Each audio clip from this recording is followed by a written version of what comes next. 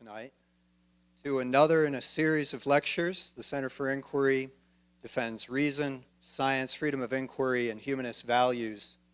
And we, from time to time, are very pleased to have prominent scholars working on one or more of these issues through town, and we're delighted to have one very special guest here tonight.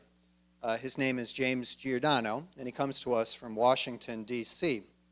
James Giordano is director of the Center for Neurotechnology Studies and vice president of academic programs at the Potomac Institute for Policy Studies in Arlington, Virginia. He's also a research associate of the Oxford Center for Neuroethics at the University of Oxford. He's the editor of journals and book series. He is a prominent neuroethicist, and he's here tonight to explain to us what is going on in cutting-edge fields of brain sciences and the ethical issues that arise from this research. James Giordano also became involved with the MA program in Science and the Public, which the Center for Inquiry does in collaboration with the University of Buffalo across the street. So please help me welcome James Giordano.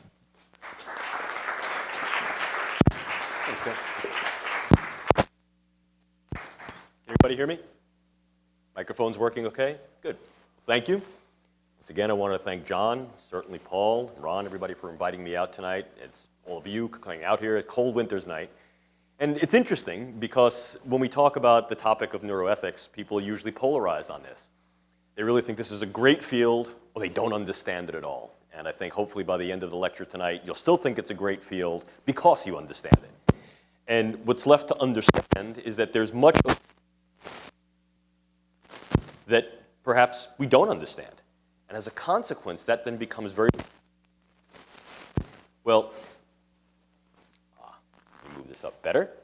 Okay, this way it won't rub. Push comes to shove, I'll use a hand mic. I'm a lot more comfortable than anyway. Also, I want to apologize before I even start for two things. First is that I may, in fact, slip into jargon. And if I do slip into jargon and begin to use some neuroscientific terminology, simply raise a hand and stop me. I'm happy to address particular questions about a word, a phrase, whatever. I'll leave the majority of questions, please, if we could, till the end of the lecture, and then I'll entertain any or all of them, and I'm happy to stick around for a while and also engage in direct discussion with you. Number two, you've recognized by now that this is not an Oxford accent, haven't you? This is a New York accent, and as the coffee begins to wear off, it gets ever, ever thicker. It's not a speech impediment. It is a New York City accent, so I apologize for both in advance. But it's funny, because when we approach this field of neuroethics, as I said, the subtitle of this particular talk that I offer you tonight is From Synapses to Society. And what that really explains is not only the issue of neuroethics, but certainly the large palette upon which this field, neuroscience, is increasingly being painted.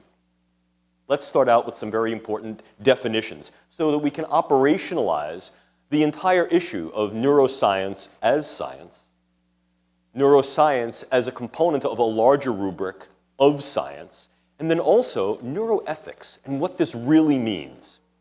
Well, first and foremost, we have to begin with some understanding of the term neuro.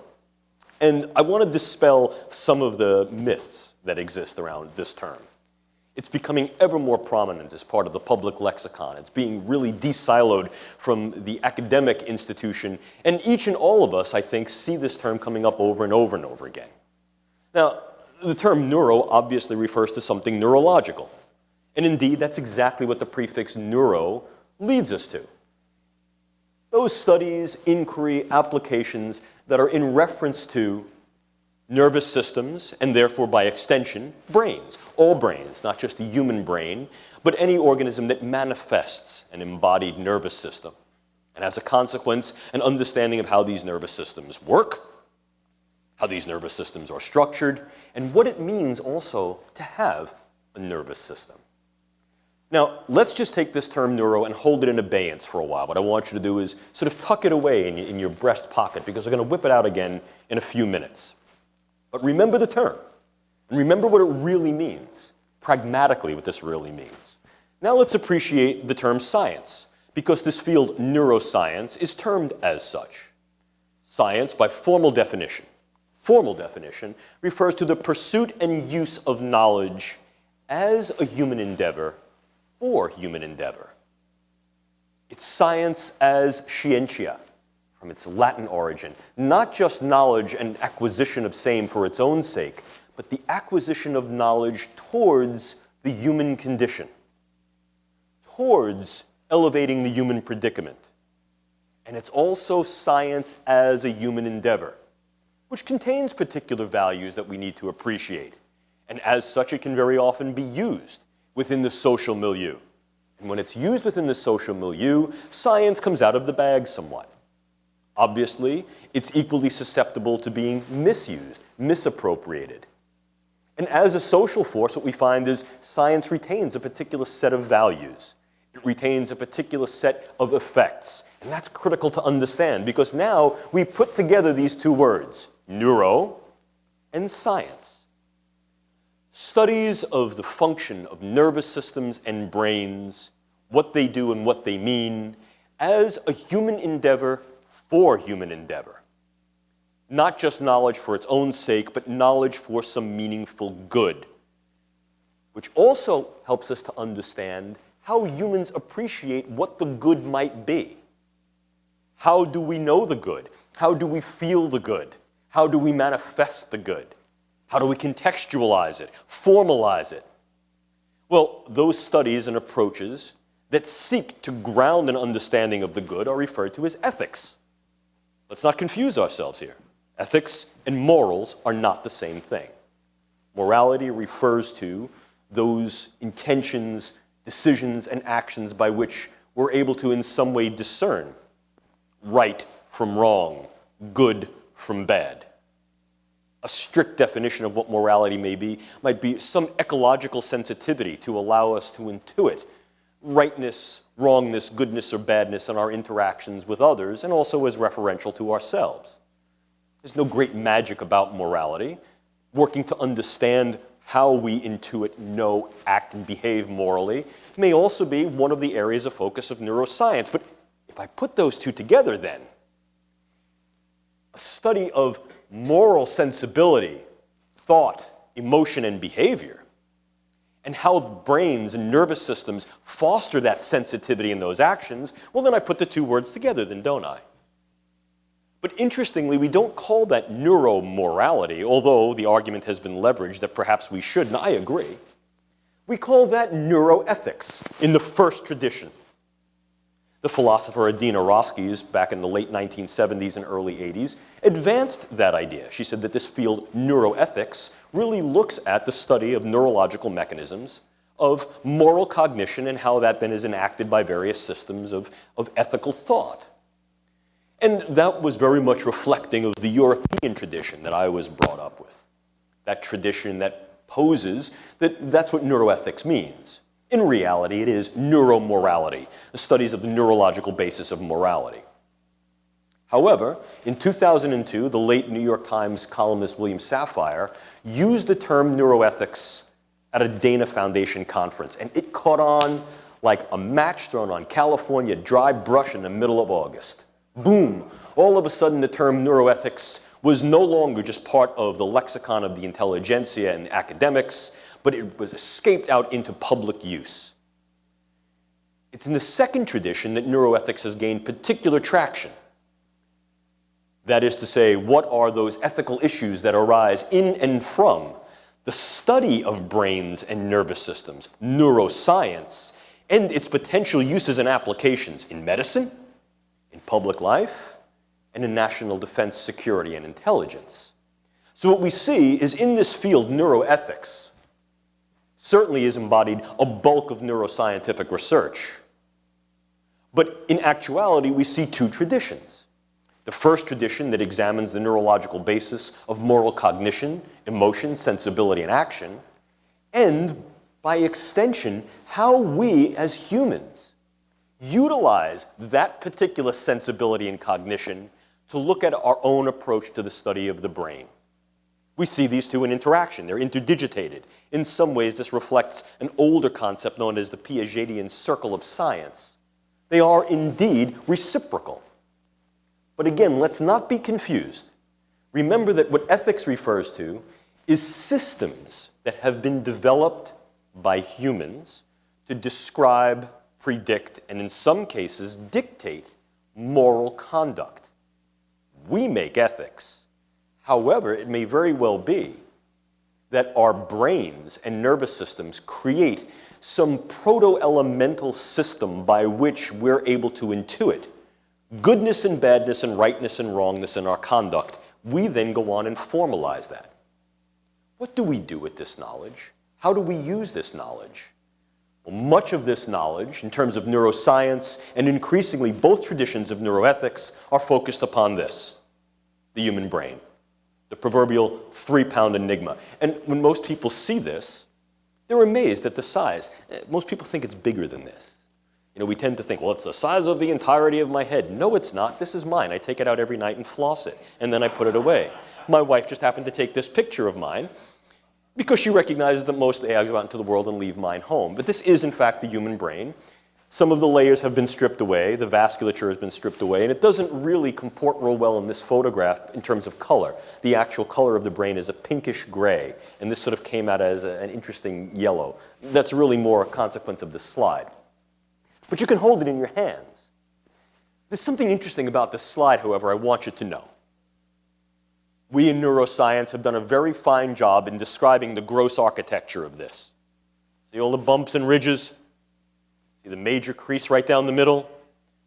Almost every human brain looks like this, other than a very diseased brain or one that has a congenital defect or one that's been injured. It looks like this. These are major anatomical landmarks that are identical. I can crack open my head, take a look at these landmarks. I could do the same for the gentleman in the front row, the woman in the second row. The brains would look pretty much the same. In reality, the similarity tends to stop right there. What do we know about brains? Well, two things. Number one, that brains exist in bodies. They just don't exist like this floating around on the street. And they grew up with you. Your brain grew up with you. We in neuroscience like to say that brains are embodied. Indeed, they are. And because they grew up with you, the deities and the devil, so to speak, lie in the details of this organ. Oh yeah, the ultrastructure may look like this, but it's the fine structure that makes it work. The level of connections, the number of offshoots of each one of those different cells, how they're connected, the ways they're connected with each other, how many actual connections between nerve cells and other cells there exist in the brain. That's what gives you the uniquity of you. What do we know about brains? An adage in neuroscience is see one brain. See one brain. In reality, the brain is an organ of experience and relationality. No two brains are identical, which essentially tells us a lot about neuroscience. Neuroscience, therefore, strives to gain some generalizations about an organ that is, by its nature, very specific. Moreover, the nature of that specificity may mean that our particular moral conducts are going to be individually variant. So what we try to do then in our larger systems of ethics, what we should try to do, is to understand how this works, how it may be individually variant, and then try to fit that to those systems that are going to be most useful for the most numbers of individuals, preserving some individual level of perhaps libertarian value and identity, and at the same time allowing us to live as a community. Sounds like a great enterprise, doesn't it? Well, you know, I got to tell you, that really may be how we become moral. The fact that we as social animals are capable of doing that tells us a lot about how this 3-pound enigma developed.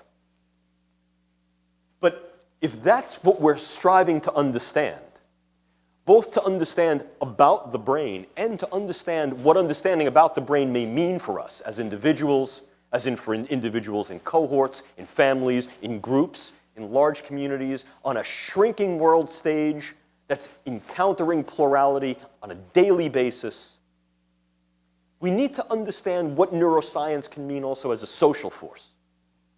To do that, I think it becomes important for us to understand how we got here from there. And here is an increasing comportation of neuroscience as a technological field that yields great effects. How did it get to be so important? Why is this field so increasingly vital as a leveraging point for what we know and how we use it? Well, let me give you a little bit of the history of this, a bit of the momentum that led to this particular pendulum swing that we find ourselves poised to look inward at the essence of what it means to be not only human, but the essence of what it means to be, which may then change the entire way that we regard each other species, perhaps even machines that we may be giving some cognitive capacity to. Well, much of this arose from the huge groundswell of information that occurred during the latter part of the 1800s, called the Second Industrial Revolution. One can take a look at the 20th century and recognize the 20th century is the era of technology. I would argue that throughout human history, you've seen very few gains in such a short amount of time as we've evidenced in the 20th century. And the 21st century promises to be no different for sure. But neuroscience literally grew up in the past 30 years. And I'll give you an example of that from my own experience. When I was schooled in this particular discipline some 30-odd years ago, God, I feel old now, the field that I entered was not even called neuroscience yet. It was an amalgam of physiological psychology, neurobiology, pharmacology, different areas of psychology that tried to explain basis of behavior. One of them was called ethology. There were only 3 programs at that time that actually called themselves neuroscience programs. Now you can't swing a wet rope over your head without hitting neuroscience programs at the high school level, at the college level, at the graduate level. They're all over the place. It's reflecting this huge groundswell of intellectual and practical progress in a field that allows us to look inward, perhaps so we can look outward in the way we behave, the way we think, the way we act, the way we feel. So take a look at some of this momentum. The big science agendas of the 40s, 50s, and 60s are, for example, the Manhattan Project, the space race, gave us tremendous technological power. We converted that really into the technological integration of the 1960s and 1970s. I look across the room, and I'm sure most of you in the room remember those years. I do. The space race culminating with a human being on the moon, for example. The tremendous amount of computational power generated in the late 60s, 70s, and 80s. And if we take that swell even further, we then take a look at the idea of the birth of neuroscience as what we call a titular field. It came unto its own as an identifiable discipline in the mid to late 1970s when I joined the field. It was an exciting time because what was happening is technologies were coming together with this new science that allow us to look inward and the essence of what it is to be human, biologically certainly, but then also looking at the psychological dimension and what that meant to enact that psychology in our social sphere. Well, we really gained a lot of horsepower during the 1980s through the project that was called the Human Genome Project. And the Human Genome Project had as one of its core agenda to study the human genetic makeup as to determine what makes us us. An ambitious agenda, yet it fell short in some ways because we recognized that the genome was only partially contributory to the usness of us. Oh, it may have laid down the blueprint for sure, but the expression of that blueprint occurred as the consequence of proteins that were made by genes, what we call phenotypes. And these phenotypes are ultimately reliant upon interaction with the environment. So we see a structural functional approach that wasn't wholly dictated by the genome. But we also learned that these techniques of molecular biology and genetics could be harnessed within neuroscience to give deepening intuition to what neuroscientific inquiry could do and was doing.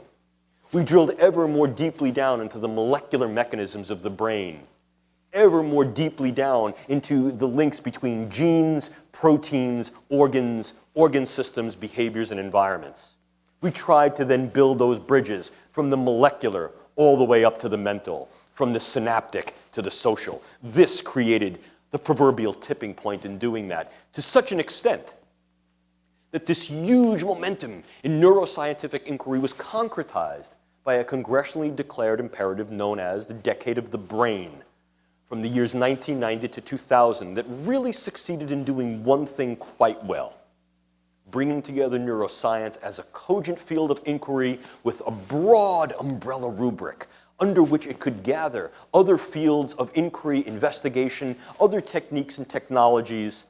And in this way, the Decade of the Brain brought neuroscience into the spotlight and allowed it to become what the sociobiologist E.O. Wilson refers to as consilient, bringing together other disciplines with the common focus of understanding nervous systems and ultimately brains and what it is they do. Well, obviously, one of the agendas there was to be translational in that science, to translate neuroscience into clinical disciplines that would not only be useful in understanding the human condition, but for working in the human condition to rectify components of the human predicament.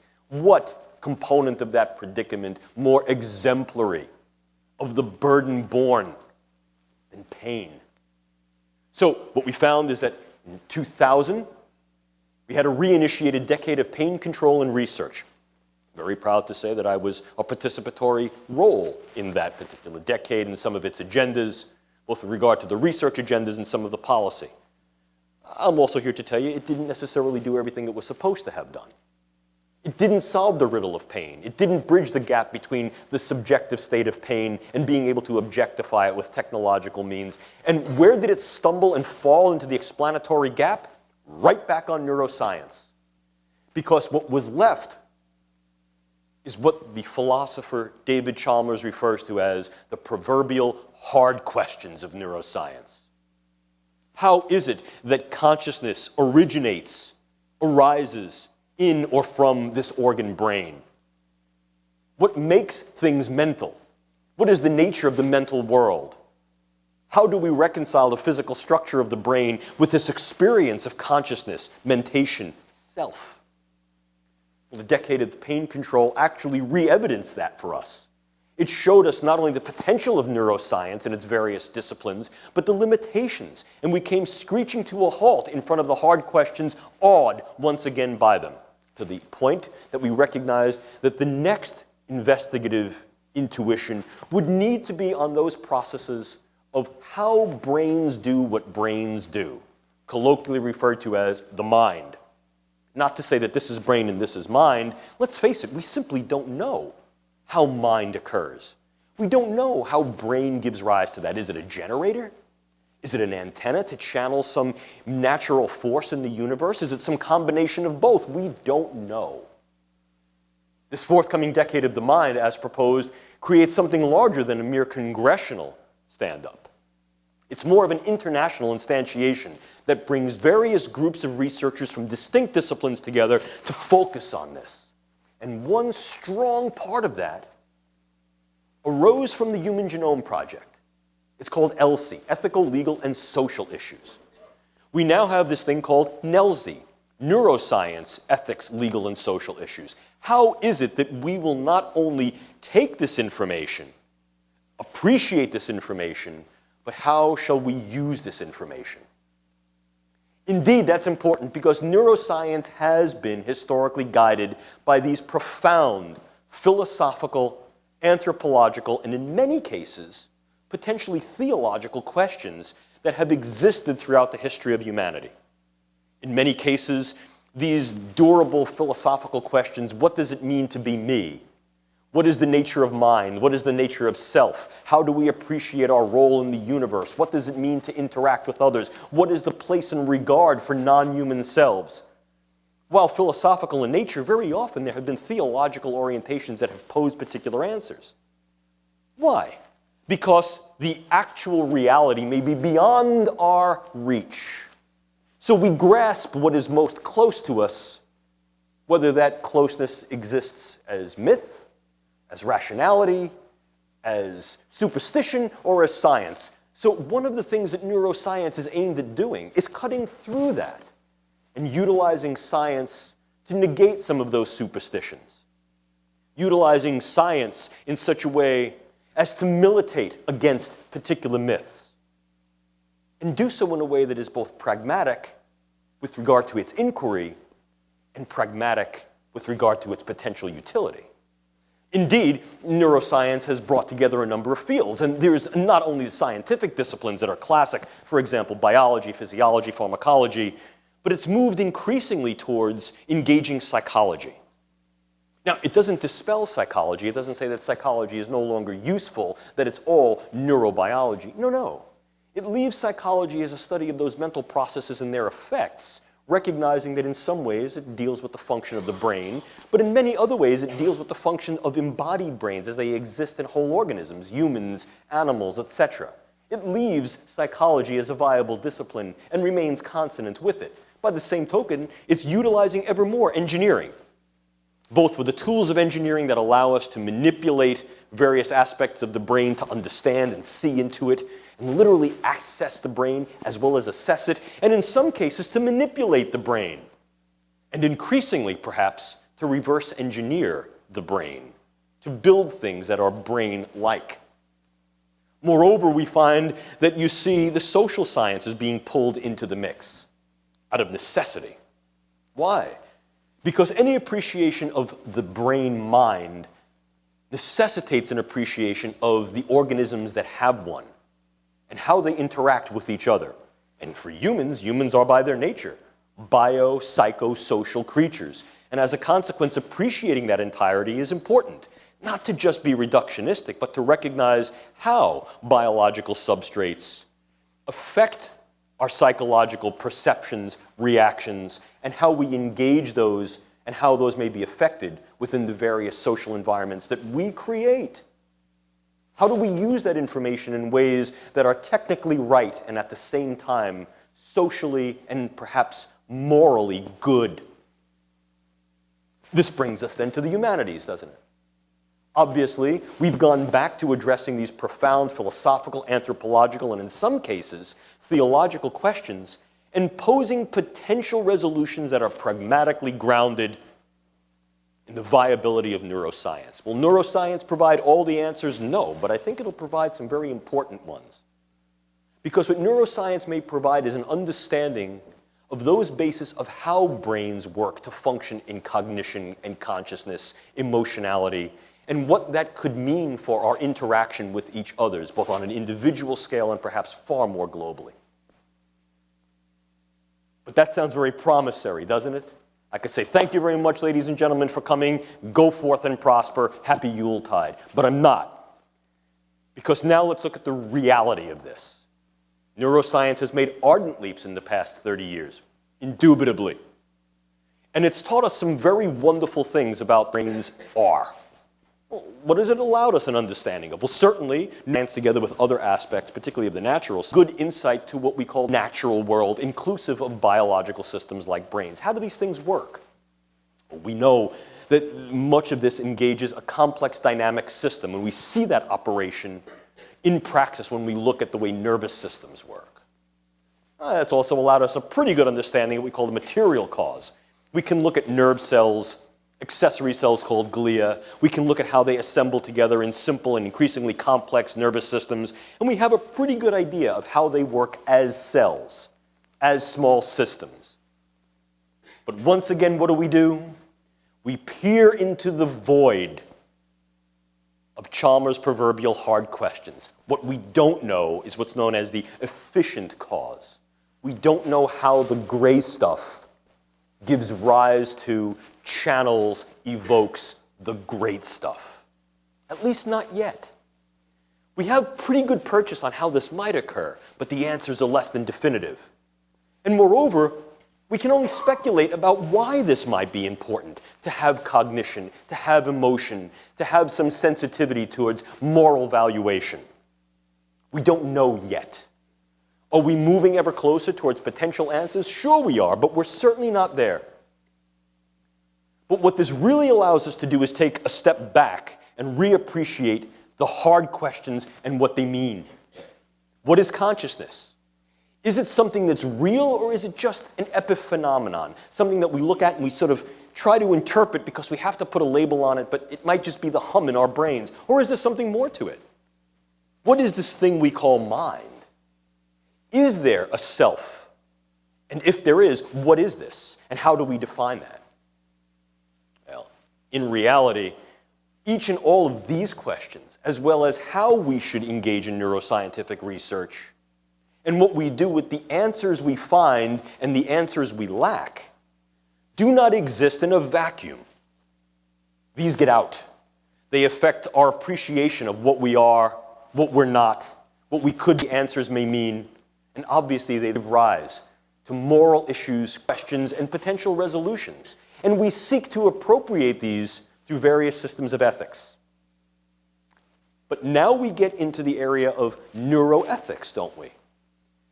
What is it that makes neuroethics special? What is it that lets us look at this study of neuromorality, potential neurological basis of being moral, and yet appreciate this field of neuroethics as not just a subset of ethics, but something special? Well, I argue, ladies and gentlemen, that what does that for us is the prefix neuro.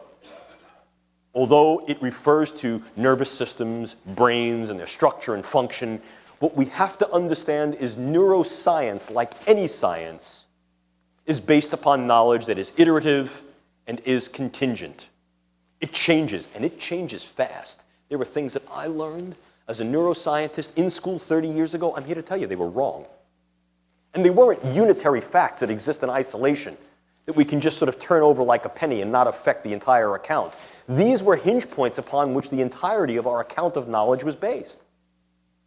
How do nerve cells actually work? Well, once we understand that, or thought we did, what ends up happening is our entire construct of brain and all of its function, including this cognition, mind, self, were built on that.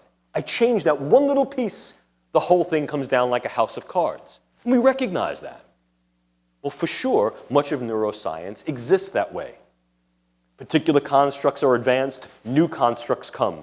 What they may do is subordinate them, in other cases replace them, in other cases render those constructs particularly wrong, and all of the derivative constructs that come from them.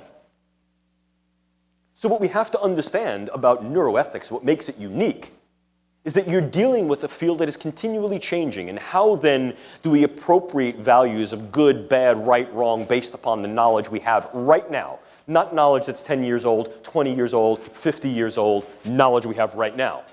And what does this mean for the path of knowledge and its use that we will seek tomorrow and the day after that and the day after that? What makes the field even more complicated is that this is a cat that's out of the bag.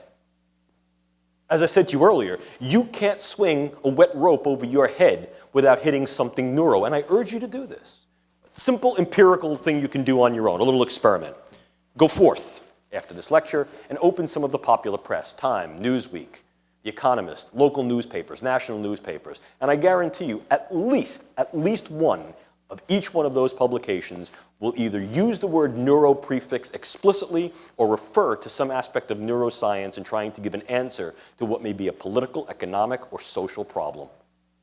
So we see neuromarketing, neurolaw, neuroeconomics, neurotheology, all of these things in the fore as part of the public lexicon. But you know, I have to laugh, because that same neuroubiquity very often reflects misinterpretation, miscommunication. What does it really tell us when we talk about things neuro? We have to avoid what my colleague at the University of Oxford, Roger Scruton, refers to as neuro-nonsense. And he says it much better than I do. He has this wonderfully rich, erudite English accent. He says, Jim, it's all neuro-nonsense then, isn't it? Well, yeah, Roger, in a way, there's a lot of neuro-nonsense out there. And we have to be cautious, because the neuroscientists like me and my colleagues are very guarded about how we utilize the information we get and how that contributes to this body of knowledge. But the very technology of the internet and information transfer allows even the most guarded scientific information to quickly escape out into the public lexicon and into social use. And very often, misconceptions, misperceptions, and in some cases, miscommunications, unintentional in certain instances, in other instances, perhaps more intentional, occur. And as a consequence, you see this neuro-nonsense. Misappropriations of what neuroscience tells us, or in some cases, frank purloinment and bastardization of neuroterminology, the existing neurofacts, to suit agendas. Well, this is what this means because the brain does this. Wait a minute, the brain's not doing that. That's not what really happens. You can't cherry pick these facts. You have to use this in the entirety of the whole fund of neurological informational capital. You can't just cherry pick this and that and whatever. I can't simply say because the gentleman in front of me has on red socks, well, he's a communist. Well, see, he's wearing red to a public event. That's ridiculous. It's that stupid, but you see it all the time. And you know, part of neuroscience actually teaches us this. It teaches us how individuals and their cognitive processes engage each other when they get in large groups. cognitive social neuroscience helps to teach us that. But you know, Thornton Wilder said it much better, tongue-in-cheek. You get enough people together, you get nonsense. But if you learn nothing else from this lecture that I give you here tonight and you go forth and I give you a gift for the Yule season, I'm going to give you the gift of this particular definition. When you see that prefix neuro, step back from Scruton's concept of neuro-nonsense, appreciate the validity of that term, and understand what neuro really means. That prefix calls forth the discourse. It calls forth the debate.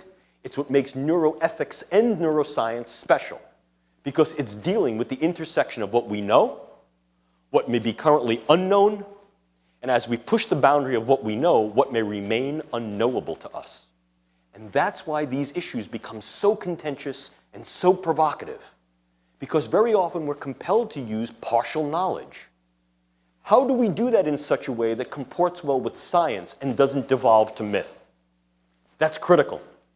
And obviously this reflects a long-standing set of debates with regard to science and society. I urge you to think back to the Platonic allegory of the cave. Many of you are familiar with it. You might not be. It's illustrated for you here. Socrates spoke well of it with regard to Plato's story and allegory of what happens. We have prisoners who are sitting in the cave and they're facing the wall. Behind them are actors who are illuminated by flame, the natural world. And the actors use cutouts to sort of describe particular events. They're essentially putting on a play. Well, the individuals in the cave, the prisoners, if you will, see these things. They see the shadow of the cat, the shadow of the table, the shadow of the chair. They don't see those things themselves. Moreover, if they turn around and they face the actors, what do they see? They see the cutouts that are little more than golems.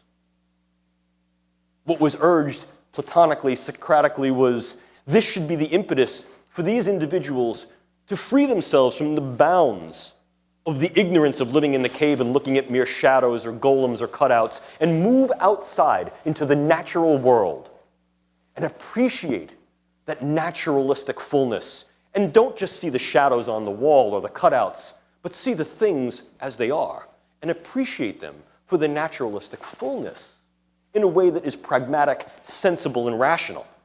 To paraphrase, see not merely the shadows, but know ye what realities lie beyond the cave. Science offers this capacity to unshackle.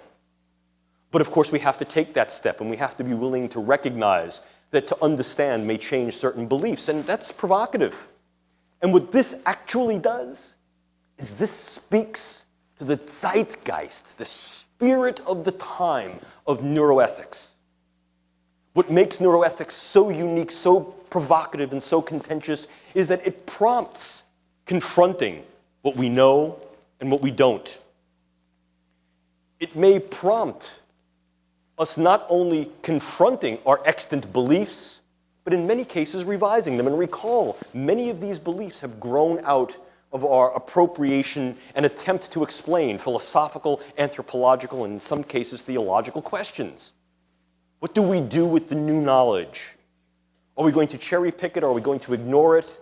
Are we going to miscommunicate, misappropriate it? Or are we going to use it, not unlike the prisoners in the cave, but unshackled to really appreciate the naturalistic fullness of things like the brain-mind, for example, consciousness, the nature of the self, moral regard and actions based upon what we learn about humans and non-human selves, and ultimately the nature of being. This then brings us into the fabric of what are neuroethical issues. What are the ethical issues that arise in and from neuroscientific research and its potential applications? Well, there are many of them. I'm only here with you for but a brief amount of time. Obviously, I can give you only sort of a bird's eye view, a coarsely grained overview of the field, perhaps enough to whet your appetite, perhaps enough to make you think, and certainly, I would hope, enough to let you appreciate the profundity of not only the field of neuroscience and neuroethics, but its capacity to be utilized in ways that could, in fact, evoke great good. But at the same time, the Janusian face means that it might also be used to evoke great harms. That lies in our hands now. So the idea here is, how do we appreciate these issues? And in appreciating these issues, are we ready then for what the answers may be to these questions? Well, one of the questions that comes up is what represents treatment, what represents enablement, what represents enhancement. Ultimately, what this may reflect is where do we draw the line between what is normal and what is not normal? Who should be treated? For what? How? This is certainly not on the lips of just the public with regard to things like insurance and healthcare allocations, but it's also on the lips of many clinicians, now perhaps more than recently in the near future, because the American Psychiatric Association has currently released the field trials of their new Diagnostic and Statistical Manual, 5th edition, which strives towards a more biopsychosocial orientation, strives to use neuroscience more to help us to define what conditions may be pathological in psychiatry and what conditions may not be. Well, the other issue is, well, let's just say we make the assumption that everything is fine to treat, which I think is a valid enough assumption. If we can do certain things, and it doesn't incur particular harms to do that, it doesn't impugn individuals' rights or hurt them, well then perhaps why not? Well, then we have to look at both a philosophical and ethical as well as pragmatic question, which is when we make particular gains, what might we lose? Taking that stance of saying, yeah, go ahead, let's do it, I think is fine, but not doing it in such a way that we're only looking at the tip of our nose, or we're only looking so far away that when we take the step, we fall flat on our face. No. For every existential gain that we may get, what might we lose? If, for example, I choose to eradicate pain and suffering through the use of neuroscience and neurotechnology, what does that mean for my treatment of other things and other people? Can I now just do anything I want to this guy or that woman because I know I can fix it? I can stick my finger in their eye. Oh, that's terrible, horrible, miserable, you're going to hurt them. I'll make it better. So we have to recognize what are the gains and losses, not just proximately in the short term and not just proximately to me, but to contextualize this to ever-widening social contexts that may not necessarily even work off the same set of ethical or legal systems that we do. Because once again, remember, once this kitty gets out of the bag, kitty got claws. Very, very difficult to retract this stuff. And moreover, the big issue here is, are we ready to manipulate that level of natural control if, in fact, these things get away from us? And it can happen. Certainly it can happen. Much of our science fiction is based upon these dystopian scenarios, but much of scientific reality tells us the same thing. That we didn't look far enough down the alley or didn't anticipate looking around the corner. And perhaps 50 years ago, the pace, scope, depth of the effects induced by this may have been containable or recoverable, and in some cases forgivable. But now, given how profound our capability through science and technology, and the focus of that on the very essence of what it means to be brain, self, and not only our own, but others, are we really ready to deal with, are we prepared for what may be runaway effects, either of the science and technology where things get out of hand, or this other set of effects called Vexelblad effects, which can be nicely summarized by saying nature's got a really nasty sense of humor. And sometimes I drop a domino here and drop a domino there, and I think we're good, but I don't recognize what I may be doing to the larger ecological milieu that then comes back around and bites me in the fannies in ways that I'm completely unprepared for or didn't see coming. So, what then are these issues? What does neuroscience posit to do that gives us perhaps some opportunity to evoke great change? But also, what are the questions? Real and misconstrued. So, for example, this is one of the areas of hottest provocation and contention. The fact that we can peer into the living brain. You see before you on these cascade of images falling like cards, increasing sophistication of the capacity of various forms of imaging to identify structure and function within the living brain. We've gone from plain film X-ray, PFXR, to the use of an X-ray-based technique called computerized tomography, to a more sophisticated technique that utilizes magnetic spin and passing the magnetic current into static tissue, to then translating that into something that's not just static, but dynamic, that assesses blood oxygen levels in various areas of the brain to give us images that look like this. And then ultimately utilizing something even much more sophisticated, diffusion tensor imaging, that is based upon differential activities of water in the brain that allows us to then get these wonderful track tracing pictures that we can then marry to physiological techniques like encephalography that show different brain areas doing different things in real time. This is brain imaging. But for those of us who've done brain imaging, who do brain imaging, we'd be the first ones to tell you that as beautiful as this is, as intuitive as this is, as powerful a tool as this can be, it's impacted by a number of limitations that we've not yet been able to delimit. This is as much art as it is technical skill. The brain doesn't really light up like this, folks. I don't crack open the head and see a bunch of pretty colors. Neurons are not color-coded for easy identification that light up, one to snooze, one to eat, one to make love. It doesn't happen that way. These are man-made images based upon differential activity of some physical property that is then enhanced through the use of color in a computer. What are the pictures really telling us? Well, they can tell us some great information, but let's not turn these things into fiction, shall we? So the question then becomes, well, when we image the brain, are we reading minds? Is that what we're actually doing? And if we're not, can we ensure against the misuse of these techniques and technologies in those ways that are inapt or inappropriate? Then we revert back a bit to the human genome and advance that fast forward into the age of the decades of the brain and the mind. We utilize genetics both as an assessment tool and as a manipulative tool. And before you, what you'll see I'll do frequently is I'll intersperse scientific fact, those wonderful brain images, with science fiction, wonderful posters from our hopes, fears, utopian visions, and dystopian expectations. Through neurogenetics, we're able to predict what the genetic assemblage may be of brains, how that genetic assemblage creates the structure and perhaps function of brains. And we may be able to predict dispositions to particular states of being pathologic conditions in one's future. I can look and I can say, well, I can basically read your genotype and I can say that I think there's a pretty good likelihood that by the age of 39, you can thank me later, by the age of 39, you're going to develop schizophrenia. Does that make him a schizophrenic?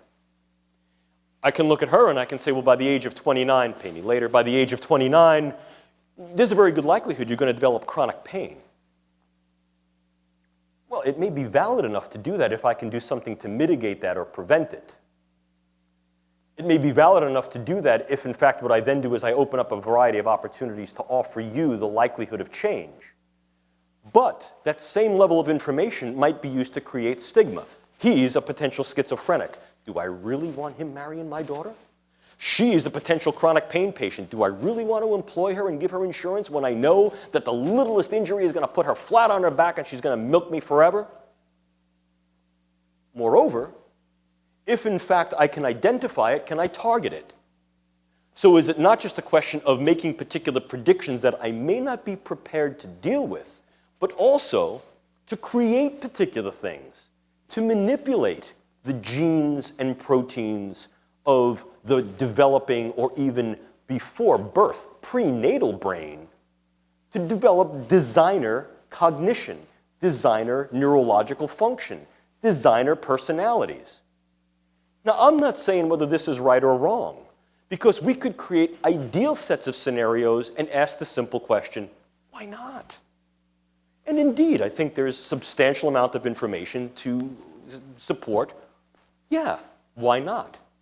If done with a way that is technically correct, and if, in fact, it doesn't transgress any major moral imposition, and there is a legal and social system to support this. But each one of those is an if. These are what we sometimes call hanging contingencies. If and only if. Because if it's not if and only if, and we take that step, will we then tumble down a proverbial slippery slope? What checks and balances are there? Oops. Go back one. Then we get into this stuff. which is really where I hang most of my coat and earn my bread and butter. This is the really deep, high-tech neurointerventional stuff. This is where you really begin to see the fusion of a variety of different technologies: neuroscience, nanoscience and physics, engineering, biopharmaceuticals, all coming together, certainly with a very strong driving force that says this is for the good. Nobody is scheming away in the laboratory and go, oh, I'm really going to be a schmuck, let me do this. At least not initially.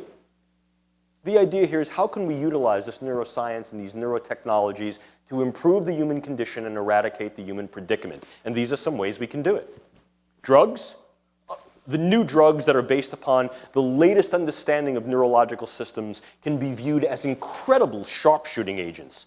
It can avoid many of the adverse side effects that many drugs previously gave. Moreover, access into the brain has ordinarily been a pharmacological barrier. Now we can actually not only get into the brain, but perhaps target specific regions in the brain and avoid side effects of the shotgun approach. We can utilize, for example, nanopharmaceutics, very, very specific, small scale platforms that allow us to interact on the individual cell level and avoid all these nasty side effects that affect cognitions, emotions, and behaviors. Absolutely we can. Moreover, we can develop indwelling devices that used to be huge, big, clunky things that now are increasingly being shrunk down with the same level of speed and sophistication that we see in the computational apparatus that we use in our daily lives. Computers used to be huge. Now look at the size not only of this, but of the palm held, the Crackberry, the Trio, the iPod. All of these things show that what's happening is that the conflation of multiple technologies allow for scalar dimensionality that increase ease of use. Here too, brain implants used to be big, clunky things that incurred terrible side effects, very often damaging the brain when you put it in, and there was risk of bleeding and infection. Now, the sophistication of the actual technology for implantation and the scalar shrinkage down to the very low micro scale, and increasingly translating the experimental use of these nanotechnologies into the clinical realm, leaves open great possibility to implant various tools, techniques within the brain, sensors, manipulators, scaffolds for drugs that are able to change the way individual cells, groups of cells, or whole brain areas, if not the whole brain, works. Before you, on the top slide, you see a microimplantational device that is wholly housed within the skull. These wires and this device is totally invisible to the outside. This is an individual who has a stimulating device housed beneath this large muscle, beneath their trapezius muscle, hiding here under their collarbone, that is delivering stimulatory impulses to the brain and controlling, in this particular instance, Parkinson's disease. The individual was virtually debilitated prior to this. After this, literally within days, was riding a bicycle. How fabulous. But of course, remember, each one of these may have something of that other Januzzi inside. I'm here to tell you, ladies and gentlemen, not a month goes by where I don't get a call at my institute by someone telling me that someone in the government implanted one of these things in their brain without them knowing. I'm not kidding. So we see that the fears and apprehensions are there, not only about what we can do for the good, but what we could do for the not so good, and who's doing it, and what we should do to militate and mitigate these potentially positive and negative trajectories. Moreover, one of the things we recognize is we don't have to go into the head. We can affect brain function from beyond. And of course, you're thinking to yourself, sure you can. Give me a 2x4 or a gun. Watch me do it. But far more subtle than that. Simply by passing magnetic currents into different brain areas. As you see here, the coil on this thing called transcranial magnetic stimulation. At this point, still relatively crude, the technology is making ardent strides towards progress, so that in reality, the specificity of that technology will be such that within the next 2 to 5 years, we'll be able to pinpoint how we can change the biological activity of various brain areas quite well, and as a consequence, change the overall networks of how the brain functions to give you cognitions, emotions, behaviors. We can do that. In whom? How? To what ends? I'm all for it. I make my bread and butter doing this stuff. We have to be cautious because the power of these techniques and technologies is overwhelming. And we want to assure that in fact these things are used for the intention of manifesting good change to the human condition without being purloined or bastardized. And moreover, of course, you then get to the area of transplantation, which is a tremendous landfall, which is advocated recently by the lift on the moratorium of stem cells, which is a wonderful thing. And here we see the idea of tissue transplantation and even xenografts, genetic grafts, so that now genetic material is reintroduced into nerve cells and into cells that develop into nerve cells, so we change the potential for what the brain and its cognitive effects may be. Can we use these things to abolish things like pain, sadness, suffering, and expand our capabilities? The cognitive realm, the emotional realm, and as my colleague John Shook and I discuss over and over again, perhaps even our moral capability. Not only can we, should we? How should we? And then the real exciting stuff. Linking brains to machines and creating machine brains. Stuff of science fiction? Nope. An ongoing program known as Augmented Cognition has gained tremendous momentum through the conflation of a variety of governmental and non-governmental research agendas and applications. Creating applications for wisdom transfer, enhancing learning, utilizing machine learning. We do it all the time. We do it through this device, we do it through our trios, we do it through a variety of different technological implements. Now we're shrinking those implements down. Many of these implements will be wearable. Many of these implements in the near future may be implantable that will then link us real time to the internet and data clouds that make an unlimited amount of information available to us all the time. You see the evident benefit there. Moreover, by doing that, we then step onto the more forward part of that rapidly moving train that the researchers Klein and Kleins referred to as cyborgization. The iterative and progressive interaction of humans and machines to the point of inextricability, where the machine is integrated into the physiological, psychological, and social fabric of the human. Well, in reality, we're already seeing that socially. We may already be seeing that psychologically. Biologically is the next step, and we're very, very close. And when we do that, this then cracks open the door of this field known as transhumanism, which may be a debatable term. How much of the human do I have to modify physiologically or through the use of some technological device for it to be not wholly human anymore? Contact lenses, a hearing aid, a pacemaker. How much do I need? Does that make me not human, or does that make me wholly representative of humans as a species whose nature it is to self-improve and use tools to augment themselves? What are the issues? Ultimately, are we going to be moving towards a point where humanity is no longer dependent on this any longer and becomes a machine-type interaction or changes enough of its genotype or phenotype to be something different? Is that possible? Yes, actually, it is possible. What are the probabilities? Well, at this point, it's still in the future, in the somewhat distant future, but are we ready to continue to move in that direction? And even if we are, and I make a strong argument that we have no choice, are we going to be viably prepared for what we might do? And what happens when we ultimately reverse engineer the brain and develop a machine that has cognitive capability and emotional capability?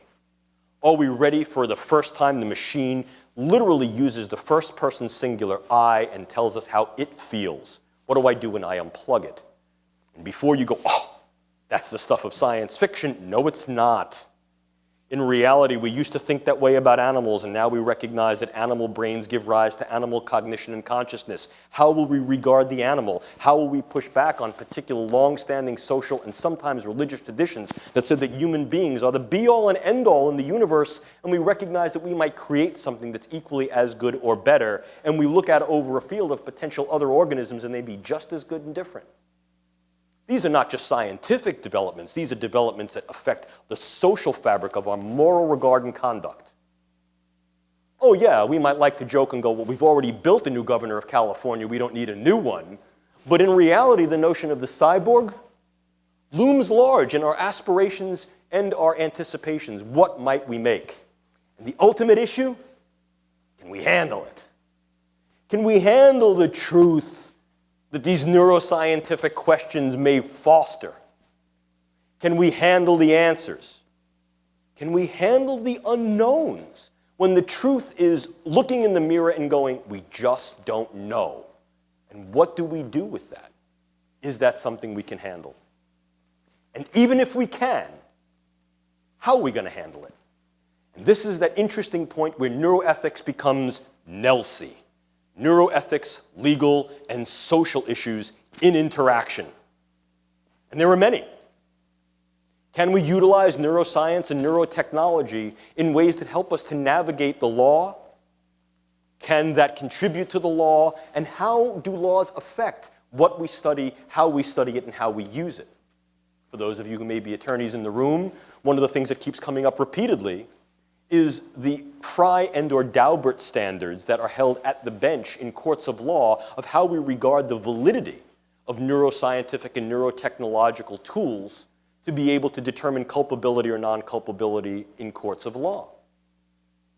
Moreover, we'd love to say that, yes, this is good, obviously. Taking a strong libertarian stance, as we're so fond of doing in the United States, this then opens the door of possibility for each one of us to realize individual goals and ends. But wait a minute, we're not the only culture. If one of the things we're seeing is a shrinking planet and increased pluralization, how then do we rationalize what set of goals and aims we may use these technologies for? Are we ready to engage that so as to be both macroculturally as well as microculturally sensitive? Obviously. Moreover, how informed can we be when giving informed consent about the use of these when we recognize that we can sort of only see to the end of the block but not around the corner or around the block? Does that in some way impugn or threaten the sanctity of informed consent and what that means in medical contexts, and the ability for individuals to act autonomously and make choices, particularly when it comes to things like refusing? Autonomy is the negative right of refusal. And in terms of accepting or refusing particular treatments, what we can or cannot do to individuals or others, this then brings us back to the idea of neural norming, neuroontologies. What does neuroscience teach us about drawing that dividing line between what represents normality and what represents an abnormality? What does it teach us about the diversity that we recognize to be the norm, and where we as humans begin to draw practical kinds that are not necessarily based on biological information, but that are based upon bias, belief, social constructs, political constructs? Will neuroscience in some way abolish that, or might we not learn from history and bastardize neuroscience, neuropsychiatry, and neurotechnology to create false standards by which we say, you're not worth it, you're just an underling, you're subhuman, you're a superhuman because you have these traits. And you all have lives unworthy of living. You may remember some of that verbiage arising from public health standards that occurred in the 1920s that were then bastardized and usurped by Hitler's Germany. And even if we make the assumption that all of these things are good, and in many ways, I could stand before you and I can illustrate the viable rightness and goodness of any one of these neuroscientific or neurotechnological techniques and or approaches. Here's an easy question for you.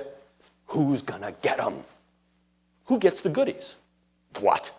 The contemporary healthcare scenario and the infrastructure of healthcare provision and policy in the United States and internationally portends that everybody who's going to get what they need? Hardly so. One need only take a look at a field like cosmetic surgery, for example, and recognize there are plenty of people who actually need cosmetic surgery, and there are plenty of people who don't. Not in all cases, people who need get what they need.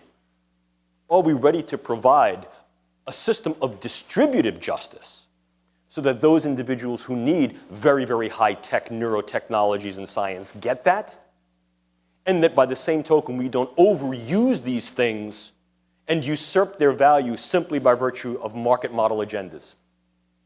Well, there are those who might say, screech to a halt. Stop. Then don't go any further because there are too many unknowns.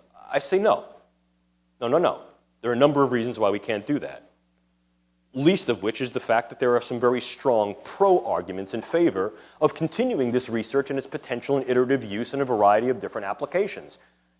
Many of them based wholly on a biological, naturalistic appreciation of the way humans work as tool users. We don't rub two sticks together anymore to get flame. I don't communicate to you by making a fire and then using a blanket and doing it that way. I don't say, folks, I'm sorry I'm late, but John Shook and I had to go out and hunt a deer and kill it for lunch. We didn't do that. We're tool users. And we engage tool use to both facilitate our social interactions and compensate for our biological limitations, and at the same time, augment our biological capabilities. The argument there is that there's a natural need to indeed engage these processes. So much for neurotechnology, to engage these processes in ways that are both right and good. It's hibernating, I'm sure it'll come back. On the other side of the coin, and there is a distinct other side of the coin, lies the potential that, wait a minute, partial knowledge in each and any one of these areas may be very, very harmful. And as a consequence, we must stop. Well, that latter dimension is sometimes referred to as the use of the simple precautionary principle. And you may have heard that. When the risks outweigh the benefits, ergo, stop short where you are. I disagree with that for a couple of reasons. First, I think that the simple precautionary principle, if we look at its history, was devised during a period of time when scientific and technological advancement had a much larger, longer window of coming to fruition. We could stop, so to speak, and take our proverbial time. And if we saw that the benefits were being outweighed by risks, we could just stop, slow down. Moreover, there was some relative security in terms of who was doing the scientific and technological advancing. It was limited to a fairly small cadre of individuals existing in well-identified nation states. No more. Now what we know is that this pendulum of progress is swinging broadly and ever more rapid. Moreover, there's the likelihood that if we don't do something because we stand back and take a particular moral high ground that's wholly prohibitive, somebody else might. And then as a consequence, that may leave us in a position of scientific, technical, and perhaps economic, socio-political, and emotional vulnerability. We have to at least be aware of these realities in a pragmatic sense. Therefore, a simple precautionary principle will not work because, in part, it's anachronistic. It reflects an older precept of science and technology. But more than that, the very nature of neuroscience, not only as a standalone discipline, but as a discipline that is unified with other dimensional sciences like nanoscience, genoscience, increasingly cyber science, is in fact expanding at such a pace and has such profound implications that although I would never deny for a moment that the core driver, the thing that pushes advancement forward, is some beneficent goals towards its use. I want to use this for the good. And if I use it this way, these are the good things that will happen. Sure. But what we're not able to do is see around the corner. These are frontier areas of science, ladies and gentlemen, and as a consequence, it rapidly advances us to this horizon of knowing, of potential, of doing. And when we get to that horizon, now we have to peer over. A whole host of potential unknowns then become available for us. And beyond, what we tend to find is we look around the corner and we have to appreciate that there are things there that we didn't even think about the first time. Which means that a simple precautionary principle won't work for the simple reason that when we're dealing with these very advanced dimensions of science and technology, the potential burdens, harms, and risks outweigh and outnumber the more proximate benefits. Even if what that means is the longer I keep something out there, the more potential it has for people to misuse it. If I have to worry about all of those things, and worrying about those things makes me stop in my tracks and not research them, study them, and apply them, well, then what ends up happening is progress would stop, at least for us. It doesn't necessarily mean it would stop for others, and it doesn't necessarily mean that those others who it would stop for have the same social and political agenda as we do. I'm being a realist. So what does that really mean? It means that what we have to really do is avoid a simple precautionary principle and take a step back and recognize that we have to pragmatically analyze the scenario here.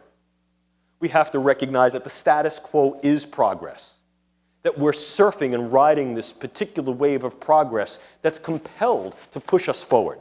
We can't simply stop. The wave will wash over us, number one. Number two, we're responsible for surfing that wave. We're responsible, I'm here in Buffalo surfing as a non-entity, for snowboarding that wave. It's a balancing act. What can we do? What should we do? What should we not do? In whom and why? What things should we study?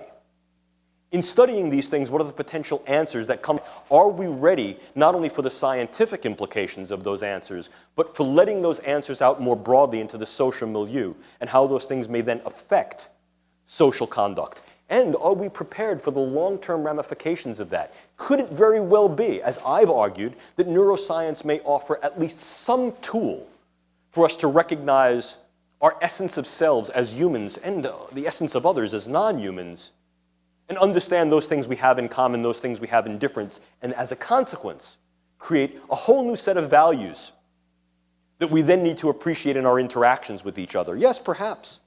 Could those things be bastardized and purloined? Yeah, they could. Do we have to be at least aware that that's possible? Sure. What does that demand? That demands a stance of preparation. That demands that we be prepared for the likelihood of these things to occur, recognizing that the status quo is progress. Therefore, what do I call for? Well, I call forth two philosophers.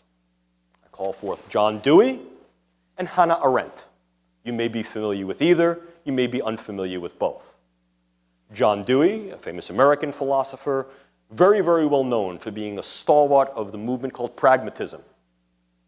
A pragmatic assessment, pragmatic with regard to our disposition and our capacity to analyze. Hannah Arendt, a phenomenological existentialist philosopher who was one of the students of the psychiatrist and philosopher Karl Jaspers, an equally prominent figure of the 20th century, looked critically at human nature, the human predicament, and the human condition. And I offer these two philosophical approaches that I'll embellish upon now as viable signposts for how we might move forward. One of the things I urge that we do is we mind our Q's and P's. Mind was there for a reason. Play on words. You get it on the way home and you'll giggle.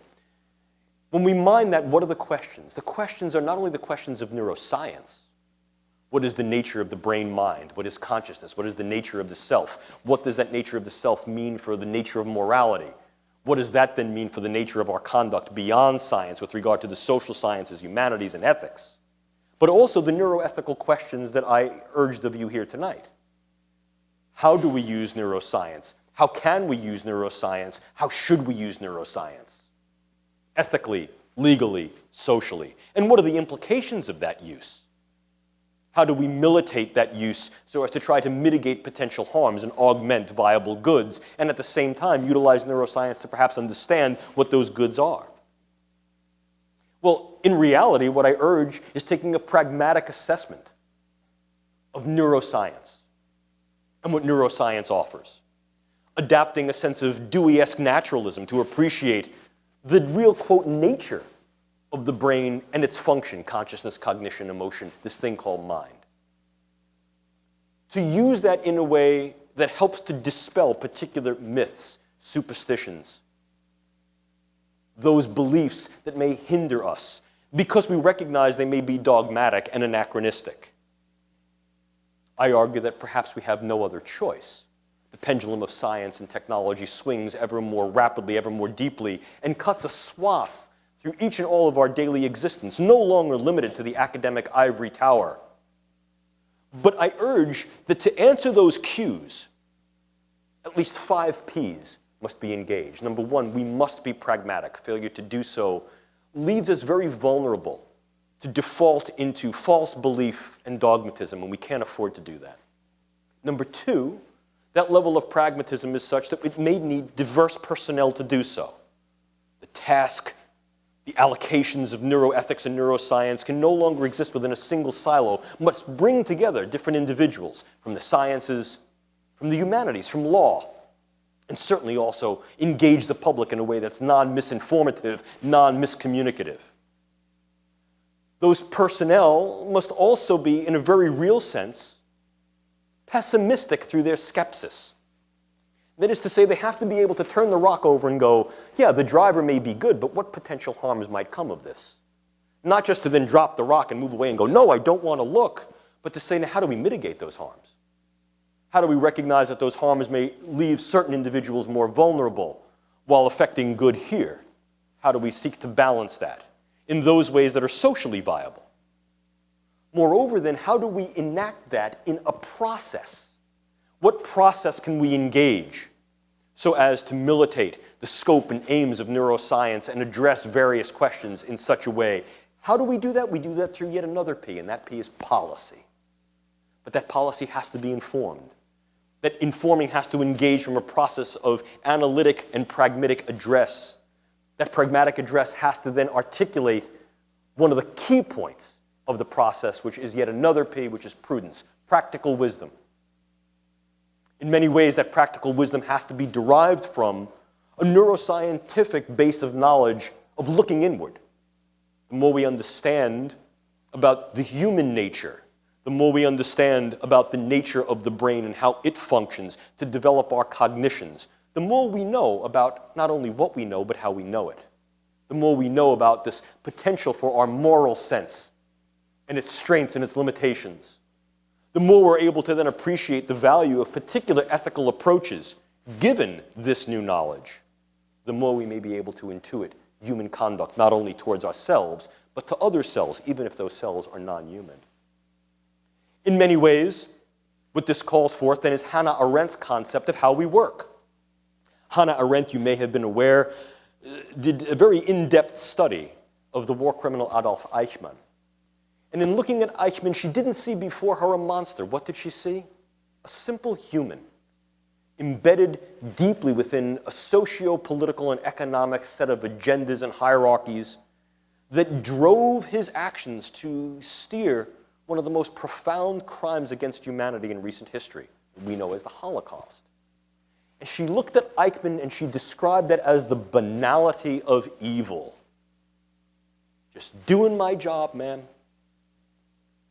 But Herr Eichmann, did you ever look up and look over and prescind and recognize where this stood in the grand fabric of things? No, but I was following orders. I was but a simple bureaucrat. Arendt steps back and says, yes, humans can work in a number of ways. We have in our capacity the ability to put our head to the grindstone and slave away in a style that she referred to as animal laborans, literally working like an animal. But we also have intrinsic to our nature the fact that our perhaps strongest biological attribute is our cognitive sense. Look, folks, we don't swing from trees real easily. We don't suck oxygen out of the water. Last time I checked, nobody in this room was born pooping through feathers. We don't fly. And for a long time, we were prey, not predator. What was it that created us as the top of the ecological ladder? Use it. An understanding of neuroscience compels and sustains using that knowledge in ways to appreciate the gravitas of the strength and power of the brain and its function in cognition. This Arendt referred to as homo faber, the creative, ingenious human who looks up and looks over before they create as they're creating, so they're not then overwhelmed by some golem of the product of what their labors have been, who then stands before them and frightens them, and they're unprepared for what they've built. Look, our history of much of science and technology suggests to us that we can go in either of the two directions. We can do wonderful things and make great attributes through our use of science, its knowledge, and its tools and outcomes via technology. We can also make heinous mistakes. And very often, once the cat is out of the bag, those things are no longer recoverable or retrievable, and certainly in some instances, they're hardly forgivable. The impact is not only ethical, very often it's legal and social, and it's there for our children as well. In many ways, if I put Dewey and Arendt together, it bespeaks the wisdom of the ancients, those who went before the oracle at Delphi and was seeking profound knowledge. And the two truths espoused by that oracle are fundamental and simple, and in many ways speak to the essence of neuroscience, neuromorality, and neuroethics as profession and practice. Those two pillars of wisdom are human. Know thyself. Know thy limits. Know thy limits.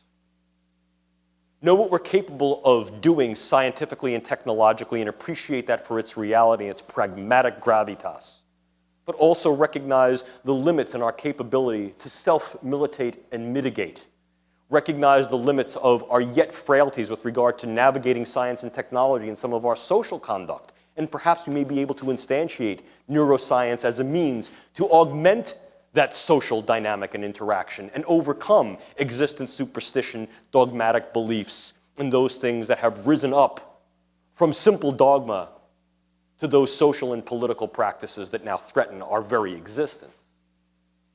Neuroscience may provide that for us. Indeed, in many ways, it bespeaks the Faustian contingency.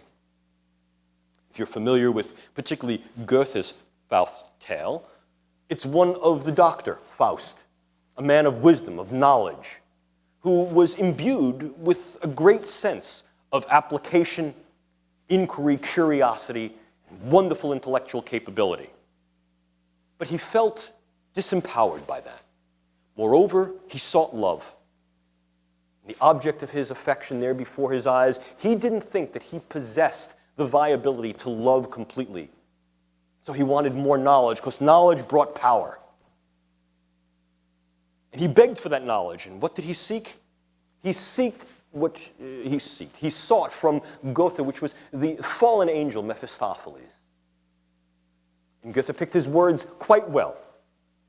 Mephisto not as something dark and brooding and evil, but Mephisto as something knowledgeable, having seen from the prescience of the proverbial construct of Goethe's heaven and the proverbial construct of Goethe's hell, who existed in the real world as the arbiter of that. Do what you will. And Dr. Faust makes a pact with Mephistopheles and says, if you'll give me unlimited knowledge so I can have power and win the love of my dreams, I'll give you my soul. Because that's eternity. Mephistopheles says, yeah, sure, I'll be happy to do that for you. But he warns Faust, think before you act. Look, learn before you leap. And in a poignant scene that I had as a PowerPoint for you, Faust stands about to cross that threshold of direct acquisition of knowledge. And Mephistopheles reaches around him, and in a powerful theatrical moment when done on the stage, whispers into his ear and says to him, you stand stock still and stare. As if before the lecture hall, he admonishes him, Herr Doctor, this is not a mere academic exercise. This is the real world. There, before you, metaphysics, physics, all are there. Yet, as you are about to take that step, do you realize that the blood guilt that you are about to bring upon the land will come from thine own hand? He warns Faust, look, you could have the love of your life based on what you have now. You can certainly acquire great knowledge and information, and I could even give it to you. But are you prepared to take that step?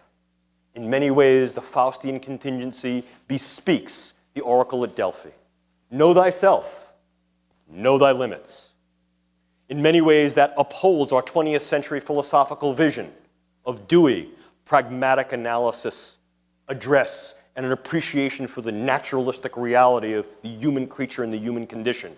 And Arendt, compelling us to work to that component of our natural self that allows us to appreciate what it is we're doing as we're doing it and militate our own actions because we can, striving for the good, recognizing the good is translatable from the individual to the community. And this, ladies and gentlemen, I argue, might in fact be what neuroethics is all about.